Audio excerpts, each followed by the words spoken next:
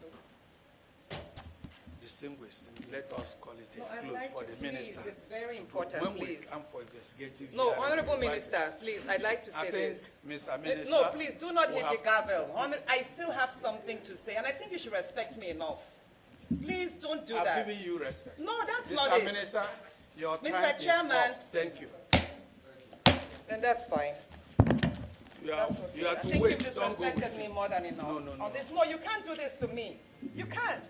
You spoke about... Minister, well, before we get to close this session, emphasis, please. The oversight we are talking about should not exceed this quarter, please. Shouldn't by any reason, even if there is war going on in Ajokuta, we want to be there. That's one. Two, the issue of, if you Google, you check other countries, gold is even under steel. It's under steel development. We have given you from different countries. I brought it sometime. It's under steel.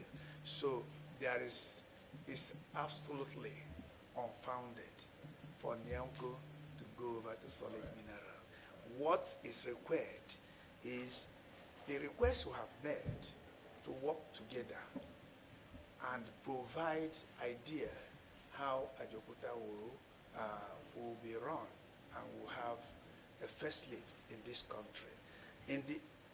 In that aspect, by the time we come out with ideas, you can now look for money, whether from intervention or service-wide vote and all the rest of that, it will be approved.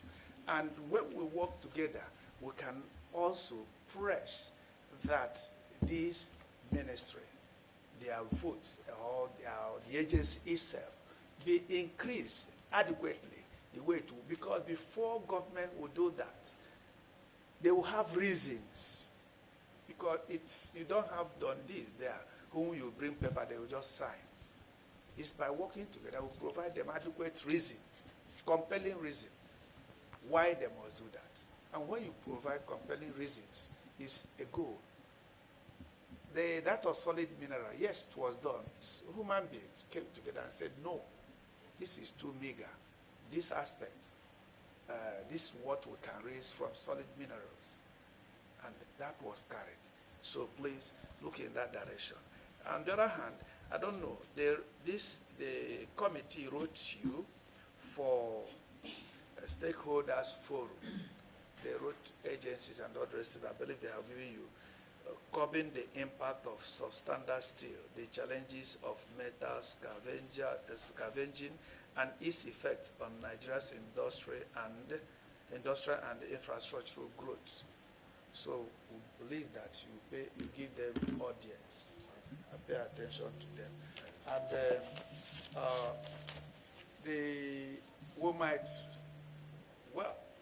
we are not allowing minister to go when we are still sitting, but because we are in, I don't think I still want to say something. we are in our own.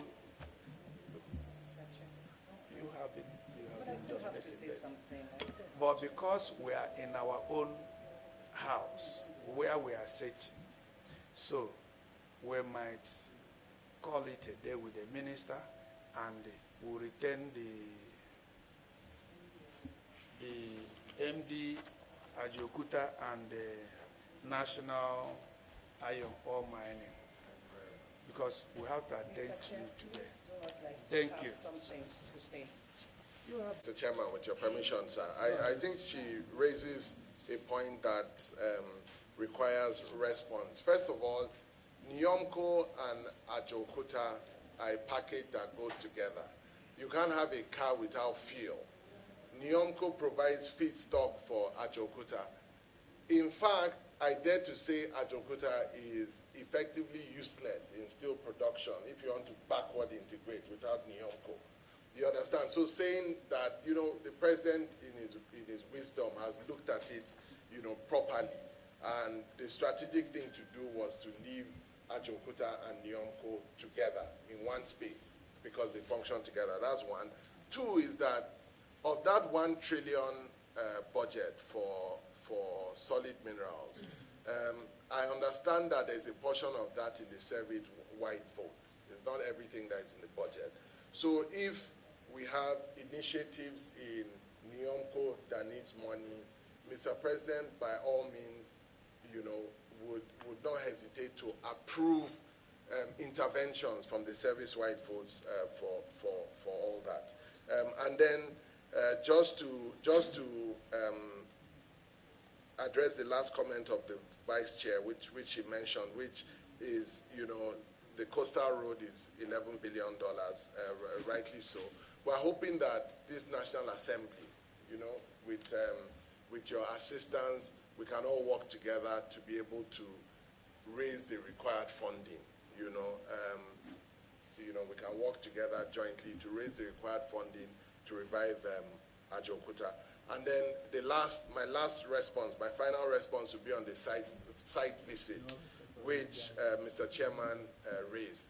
Just to mention that we'll do everything humanly possible, and the MD of Ajaokuta and MD of NIOMCO are here, to ensure that you are able to do a site visit before the end of the second quarter of this year. Yes, I said before the end. It could be tomorrow. It could be tomorrow, yes.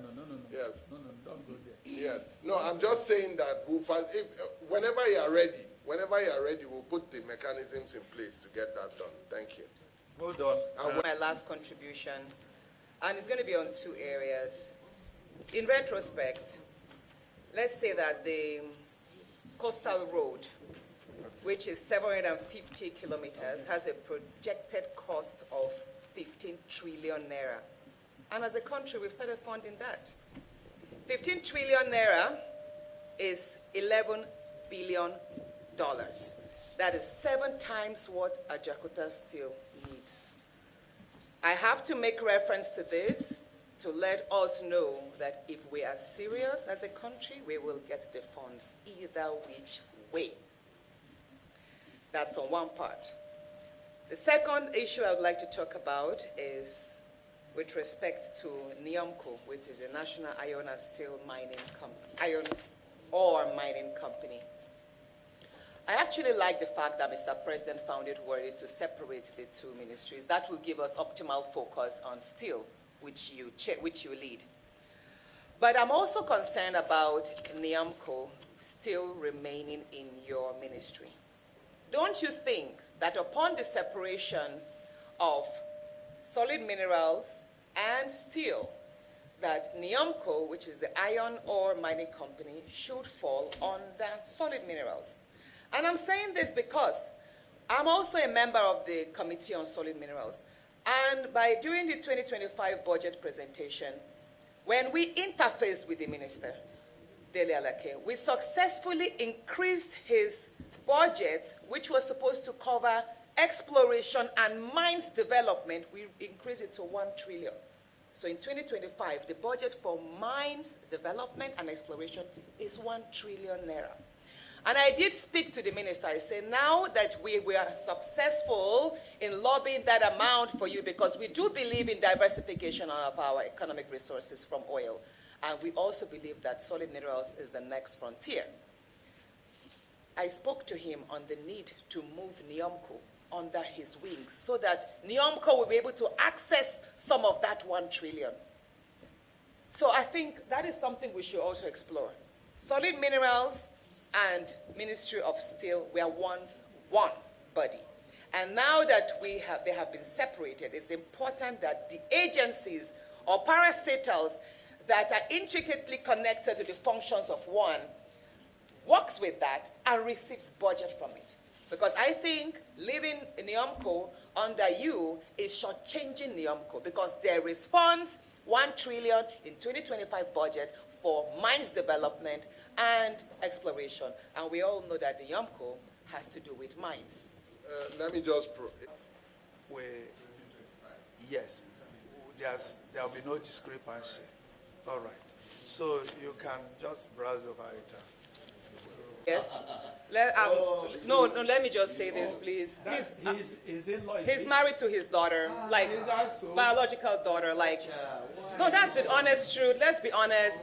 So this beautiful speech you came in, we were in the committee on defense when I saw you were added in. So you were pretty much added because you had prepared this fantastic speech, which obviously forms part of the rhetorics we've been giving Nigeria.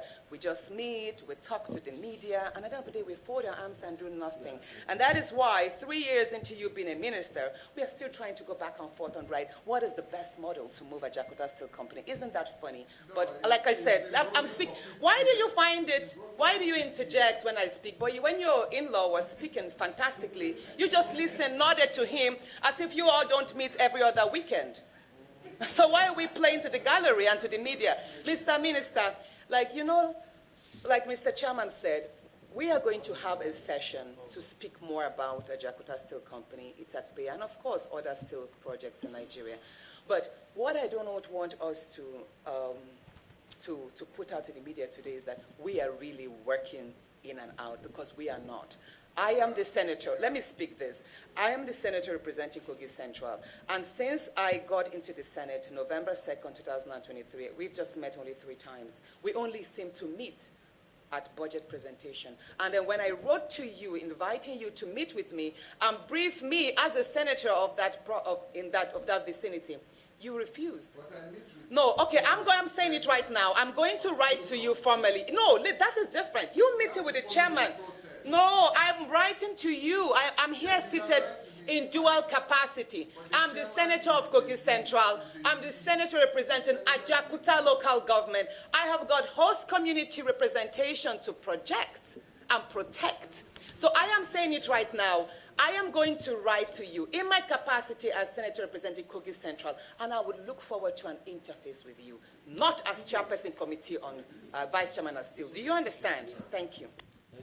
At 2025, I did mention it. I think it's important that we should ask for a little bit of clarification so that, Mr. Minister. Just to provide clarification, yes, we did sign a memorandum of understanding with the Ministry of Defense, between the Ministry of Defense, DICON, Defense Industry Corporation of Nigeria, Ajaokuta, and Ministry of Steel Development for the production of military hardwares and to construct a military industrial complex at Ajaokuta. A land will be provided for that. What would be used would be the engineering workshops. So just to answer your question, a copy of the MOU, we would write a letter and attach a copy of the MOU and send it to you. Tomorrow, that would be done. PAMSEC, please note that. That will be done. You'll be sent to you. But that's the general brief. The idea is, again, the government does not have funding for that. So DICON is supposed to source partners, to be able to work with partners to raise the required funding to build to construct the military hardware equipment, things like vests, helmets, bullets, and all of that, because the capacity is already in Ajaokuta, and they have a massive component of steel that they use to produce the input and raw materials. So that's where we are. Honorable Minister, with regards to DICON, on the Nigeria's economic plan should not restart every time a government changes. There should be continuity. So you probably had a briefing from the previous minister. Let me get there, because I'll have to restart again. Each time you stop me, you interject, I will restart. So let me flow. In 2019, there was a bilateral agreement entered into in Sochi, Russia, between President Mohamed Buhari, of late blessed memory, and President Putin.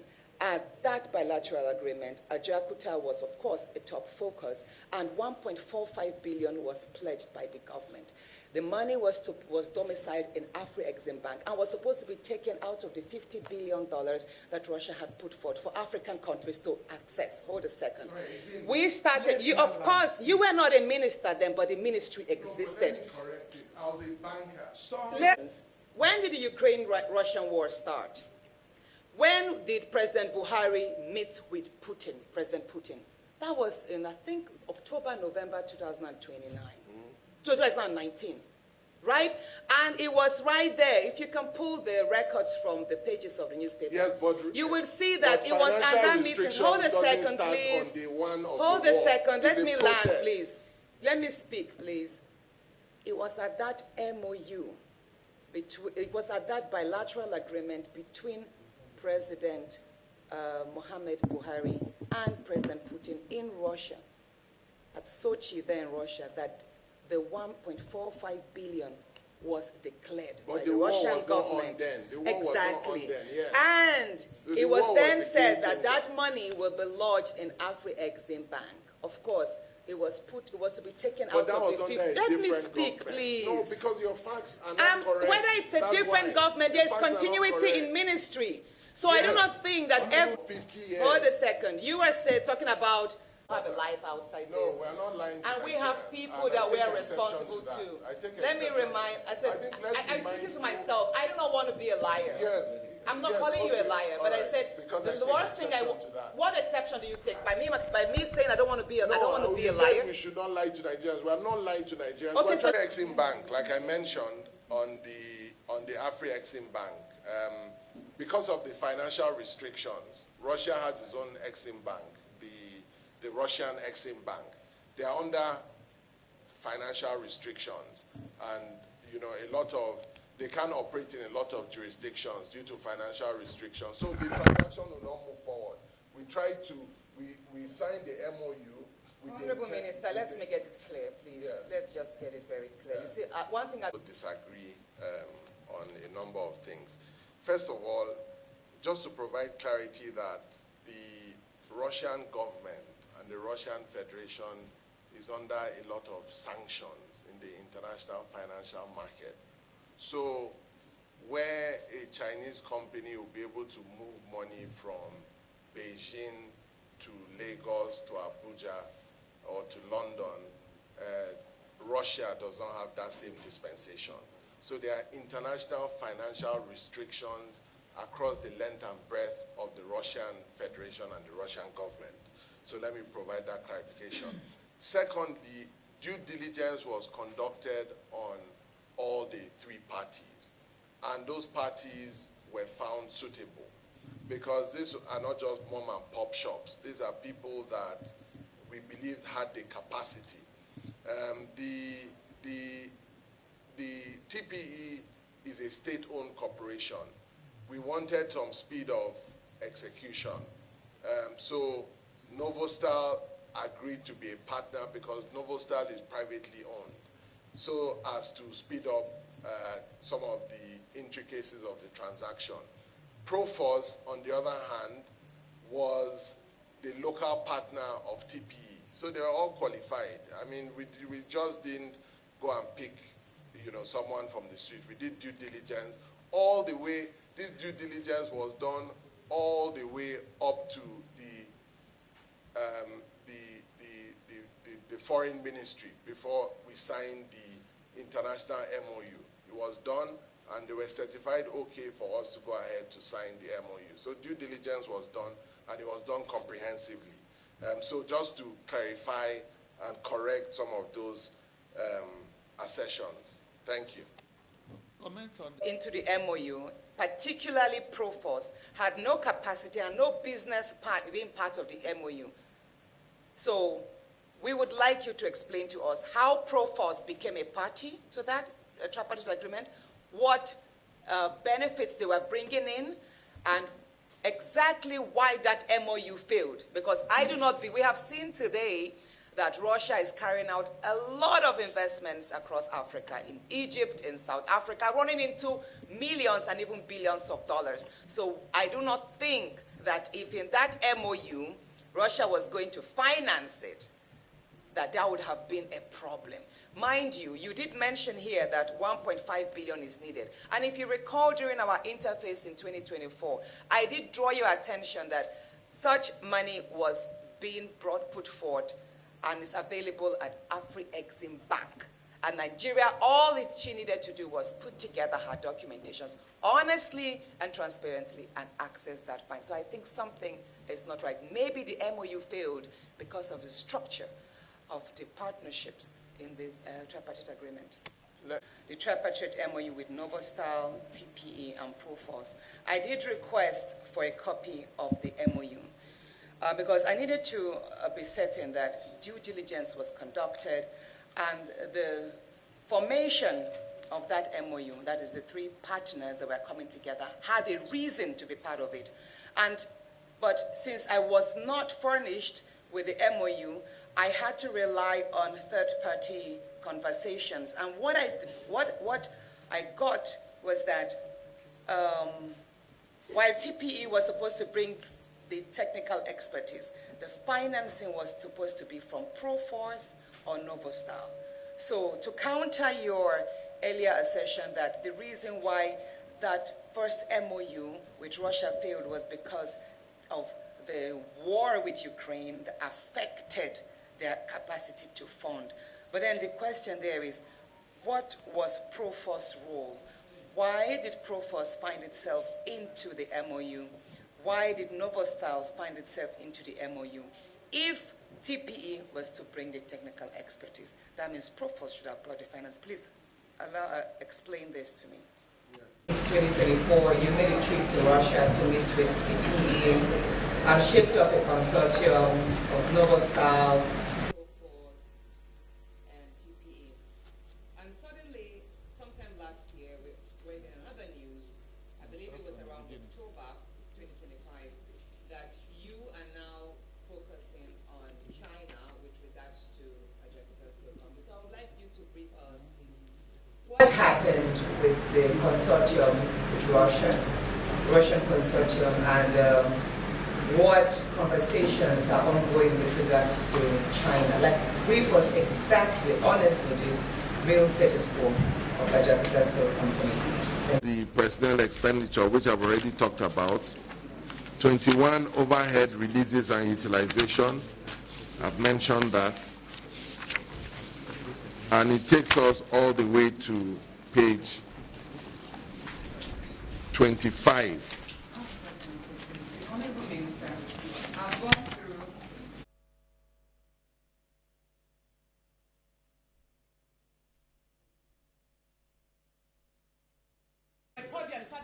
Please. Please. Yes, sir. Let's. Hello.